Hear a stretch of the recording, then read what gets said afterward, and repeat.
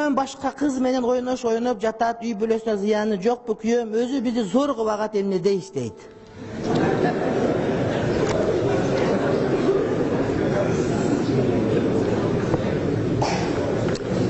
Ayaldыкы эрге, эрдики элге деген сөз бар. Кесепет диет, балет түшөт.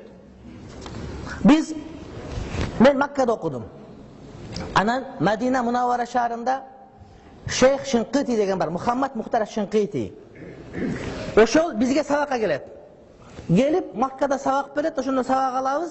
Анан Маккага жатып алып эртеси кетет Мадинага. Адан Жиддага келип сабак берет, бирок сабактан кийин сразу кетип калат Мадинага. Анан сурадык да, эмнеге Маккага келген жатып кетесиз? Мадинага, Жиддага жатпай кетесиз? Жидда шаарында мусулман эместер дагы жашайт, башкалар бар. Аерде посольстволор бар, ар кандай адам бар да. Анан ошолорго бир балия түшкөндө мага дагы түшүп калбасын деп мен чочулайм деп анан сразу чыгып кетет экен да. Анан эми ойнош күтүп аткан болсо, ойнош жакшы эмес бул. Сен ойнош күтүп атасың, балким сенин аялың эмес, кечте кыздарыңа башка бир ойнош кылышы мүмкүн. Пайгамбарыбыз алейхиссаламдан бирөө келип сурады дейт. О Аллахтын элчиси, мага диндин бардыгы жагат деди. Намаз окуган, таарат алсаң деген дин соолук таза болот экен, намаз окусаң физиология болот экен, бардыгы жагат мага дейт. Бир гана нерсе жакпайт, ушул бейнике кыздарга барба деген мага жакпай калды дейт. Мен өзүм келишимди жигитмин, фигурам бар, башкам бар. Кыздар өздөрү тийишет. Мен бардыгын кылайын, намаз окуйын, орозо тутайын, бирок ушу кыздарга бара берейин деп урса сураганы келдим дептир. Ойнош күтө бер. Пайгамбар айттыр. Ушундай. Сен апаң бар, тайжең бар, эжең бар. Кызың бар. Ошолорго башка бир ойнош кылса ошого ыраазысыңбы сен? Ошо кантип деп чочуп кетиптир.